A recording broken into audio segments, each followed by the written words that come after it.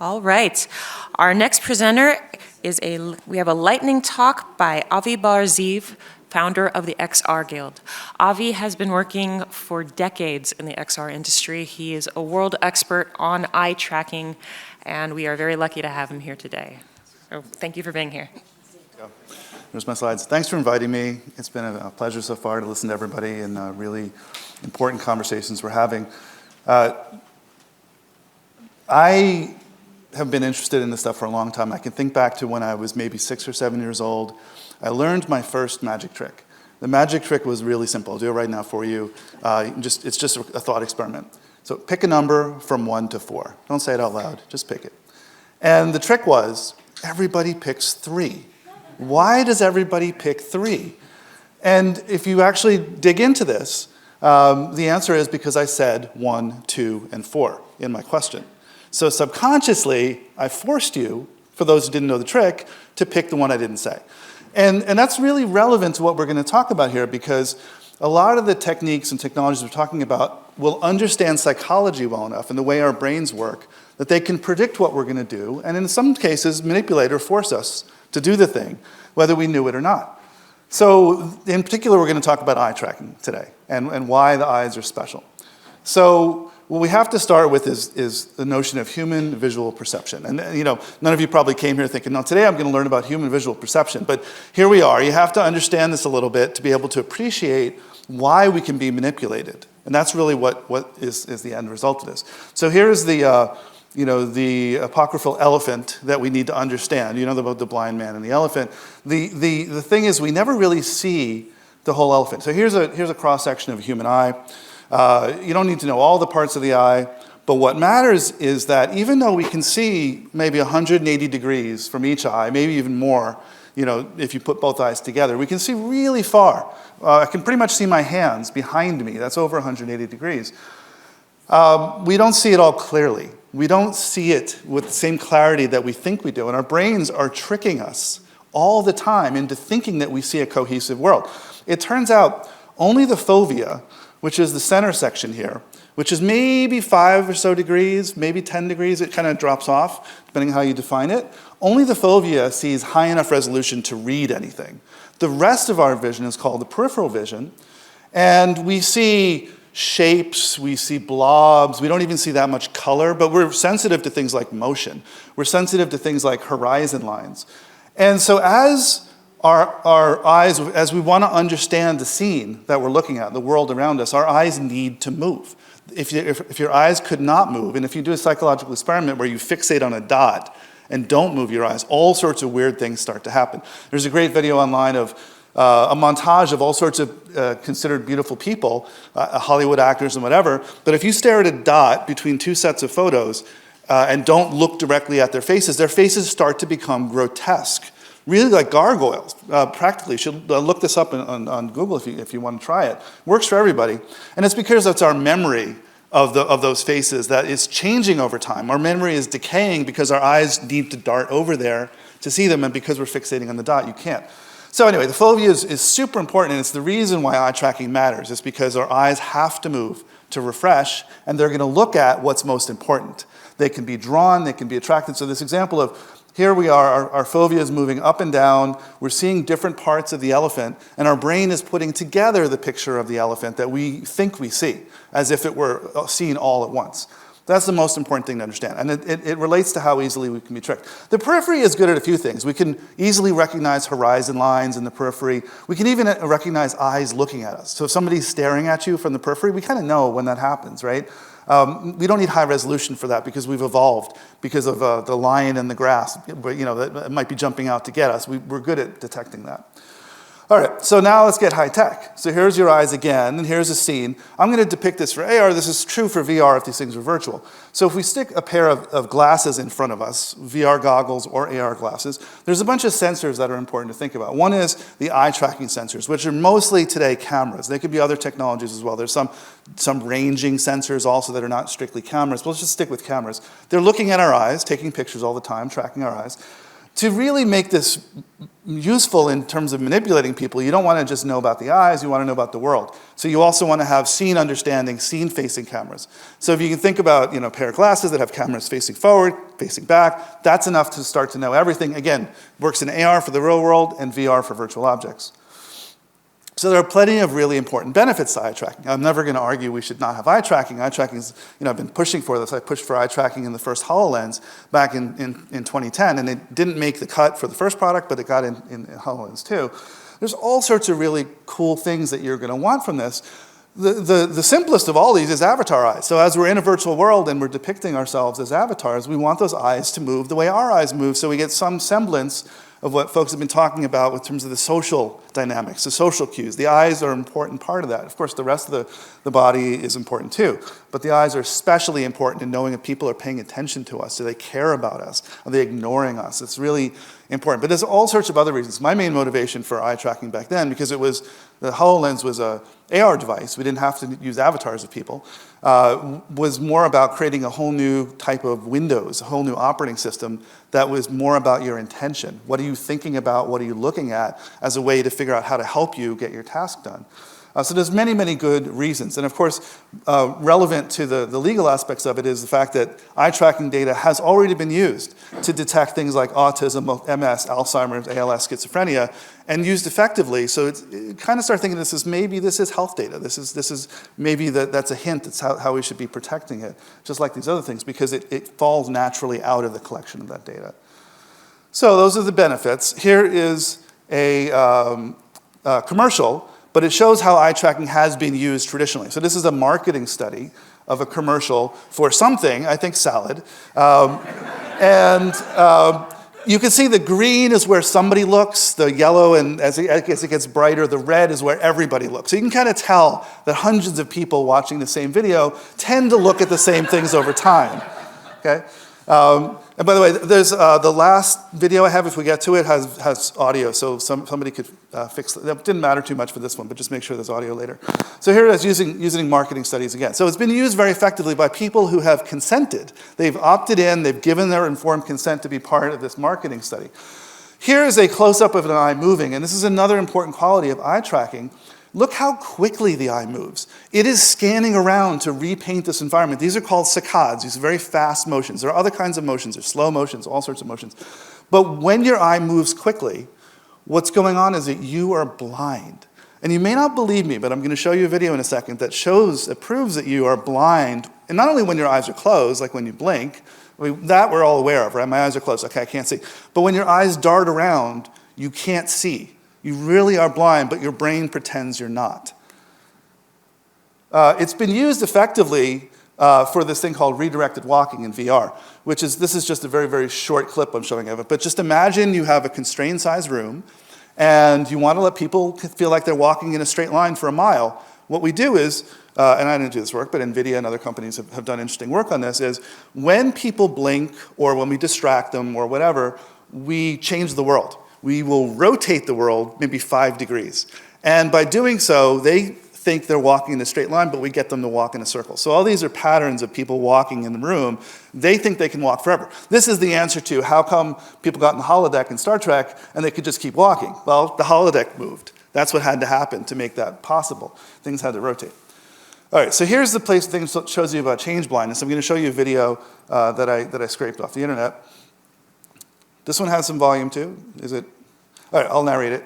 Just let's work on the volume for the last slide though. So what's happening is the creator of the video is changing things in the video. And every time they blank it, they change something. But you have a very hard time picking out what they change. Every frame has a different change. Until they stop the blanking. Now you can notice what changes. For example, there goes the tree. And then when I put the blank in, you can no longer see the changes. Look. Isn't that remarkable? And then I'll put it back in again.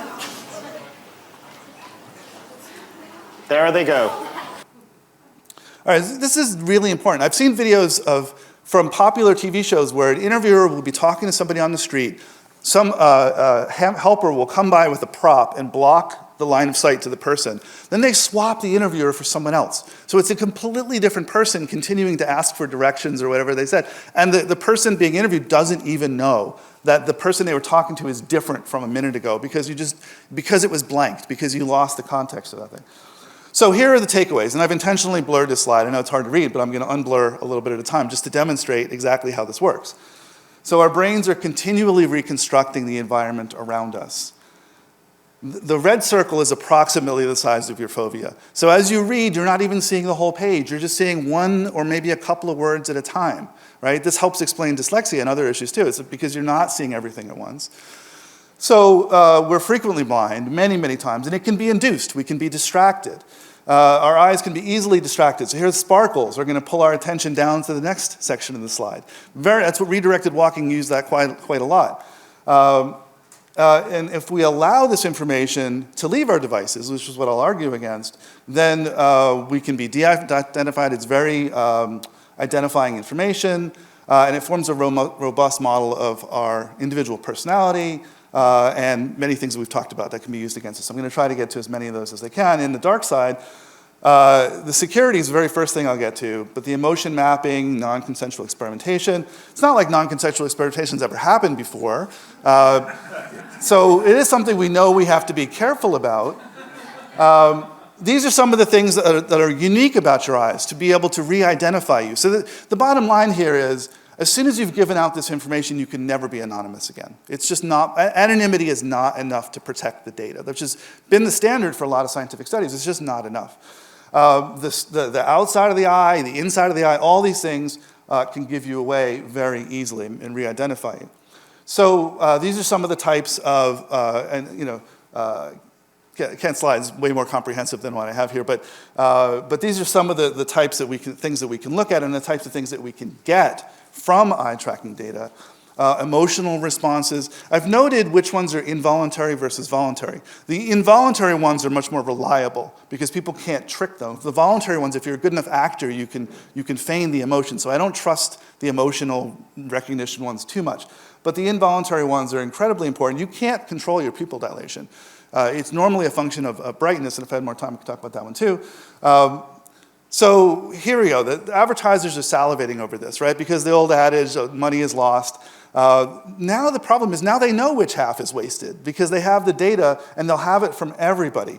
It used to be that we would be in this cycle of a feedback loop of we'd collect the data on people, we'd improve the models, we'd use the data. That happened over years for advertising. We would have these studies and the studies would tell us how to market to people. But now we're looking at a world in which it can be done in real time per individual. And that's where it gets scary. Because when it's used for per individual, we can figure out what your triggers are, how to manipulate you to get emotional, to get defensive, to get into whatever state we want you to be in, and that's kind of dangerous.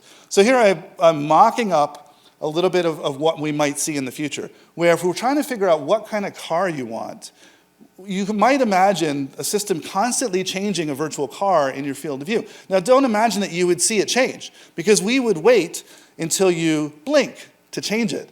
So you would not notice the progression of the changes, right? Or we would distract you with people or interesting things to look at. So we'll change whatever you're not looking at, right? So you'll have a hard time tracking this.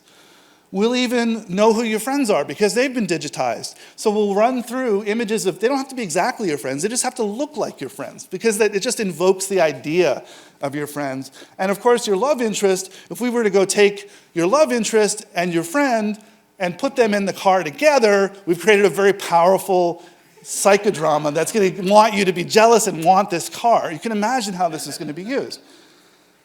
So, quickly on this idea, does opt-in enough? I mean, I'm glad that Meta has added, in their terms of service, you have to opt in to eye tracking. The problem is, everybody's going to want to opt into eye tracking because you need it for your avatar eyes. So the question is, are we educating people enough on the risks of what happens if you globally opt into something like that? And per app control is also nice. That's also the ability to say, I trust this app or I don't trust this app. But how do you know which apps to trust or not trust? Who is measuring these things to find out if they're trustworthy or not? So what I'm going to suggest, this is a very practical suggestion that I will give to Meta for free, or anybody else who wants to use it. Add permission by use case. So say, I'm willing to let you use the data for my avatar's eyes, I'm willing to let you use it for foveated rendering, but I'm not opting into any studies, I'm not opting into advertising. If you break it down by the use case, it's much more understandable, and people have a better chance of deciding whether they really want to be in or out. And then you can also do it by use case, by app as well. So an app can have a couple of use cases. Apps normally declare intents to use things. Here we're saying the app should declare all the intents they want. Now this, number two, is the most important thing when I get. This is super practical. Some people are saying we don't know how to regulate this. I'll give you a technological way to regulate this. AAA security, end-to-end encryption. So first and foremost, the data shouldn't be kept. Like, let's just start by the assumption of saying, don't keep the data. We don't need it. It's not worth it. It's too risky. It's a liability on the part of the company to keep it. But if you do need it, like in the case of avatar eyes, we have to collect it. We have to transmit it to your remote headset to render your avatar. That's a practical case of where we do need it. So make sure in those cases we use end-to-end encryption and AAA security, meaning the data stays encrypted. Anybody who receives it can only unencrypt it if they have the key that we control. The individual that the data is from controls the key. So they give out the key every time somebody wants to use the data, thereby deleting it if they decide to revoke the rights. By not giving out the key in the future, the recipient of the data can't decrypt it, right, unless they cheated and kept an unencrypted copy, which would be, verboten in this case. But we have a way of giving the rights back to the individual. They can control who uses it, and if it's ever stored, it should be stored in its encrypted form, right? So that's a practical method for being able to help control the dissemination of this data. But of course, the best thing is don't keep it. Don't collect it, don't keep it, don't let it leave the device. Okay, I'll end on this slide. If you have any doubts about the ability of advertising coupled with personal data to be manipulated, here's a commercial. Guess what the commercial is for? Not for family, not for military. I love It's a you, commercial baby girl. for batteries. Steak. Tell me That's what what a batteries man have to do with any of needs. those Made from topics. stuff guys But it's a need. very effective commercial. Here now There's we're no one starting that can relate to that better with than I the do. previous governor. I've lived in that world. You can't follow him. He's talking Steak. about how It's he for was men. part of the propaganda to get us all They to showed us commercials, telling us showed meat us is for George men. Foreman with the grill and the big sandwiches and all that stuff. Eat like a man and be full like a man. This is great marketing for the meat industry. Serious man. Selling that idea that real men eat meat. You look like more Sugar of a bomb. man with a quarter pounder in your hand. But you got to understand, that's marketing. That's not based on reality. When Juul first launched, their marketing looked a lot different. When you put those ads alongside old cigarette ads, the similarities are pretty striking. Both marketed relaxation, sharing, travel, freedom, and sex appeal. It's now illegal for cigarette brands to use these kinds of suggestive advertising themes. But for e-cigarette manufacturers who had products on the market before 2016, those strategies are still unregulated.